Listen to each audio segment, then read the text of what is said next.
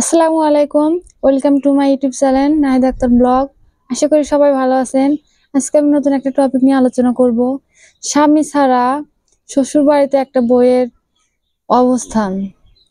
একজন স্ত্রী যখন শ্বশুর বাড়িতে থাকে তখন শ্বশুর শাশুড়ি ননদ ননশাস স্বামী সন্তান সবাইকে নিয়েই বসবাস করে, কিন্তু এদের মাঝেই যখন সে স্বামী কাছে থাকে না, নিজের কাছে থাকে না বা বিদেশে যায়, যে কোনো কারণে হোক দূরে থাকে, তখন সেই নারীর ওই বইয়ের ওই বাসায় থাকা এতটা কষ্টকর হয়ে যায় তা বলার মতো না। যদি সেই স্বামীটা একটু হলেও যে না, নিজের বাসার লোকজন ভালো আছে তাদের উপরে ডিপেন্ড করে যে তার স্ত্রীকে রেখে যায়, সে তার স্ত্রীকে এত ভালোবাসে, কেয়ার করে, সবাই এটা বুঝতে পারে। হয়তো কেউ লুকোচুরি করে কিছু বলতে পারে, তারপরেও তার স্বামীর সামনে কোনো কিছু বলতে পারে না।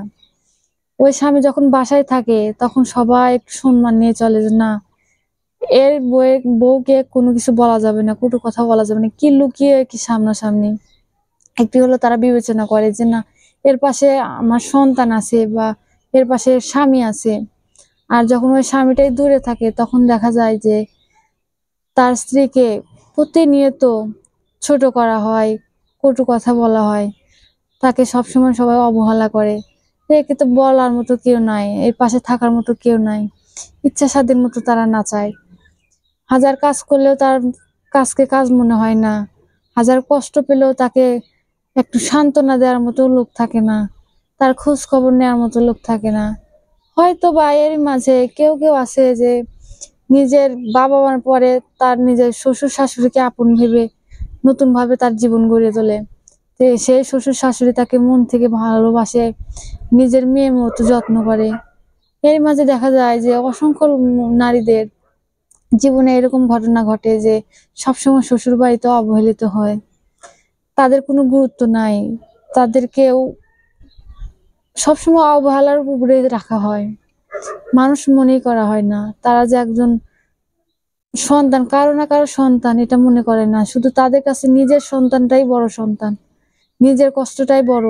নিজের সন্তান যদি কষ্টে থাকে সেটাই তাদের কাছে বড় মনে হয়, কিন্তু নিজের বাড়িতে যে অন্যের ঘরের একটা মেয়েকে নিয়ে এসে সংসার করানো হচ্ছে, সেই মেয়েটার যে কষ্ট হয় এটা তারা বোঝে না। শুধু নিজের মেয়ে যদি কষ্ট পায় সেটাই তাদের মনের মধ্যে গেঁথে থাকে যে আমার মেয়ে কষ্টে আছে।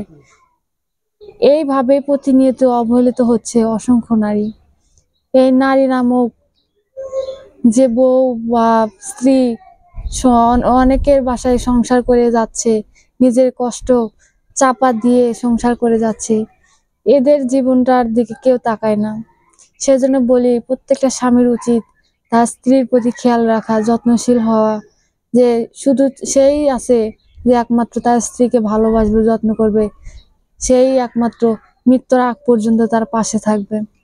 আমার ভিডিওটা যদি ভালো লেগে থাকে লাইক দিবেন, সাবস্ক্রাইব করবেন। আসসালামু আলাইকুম।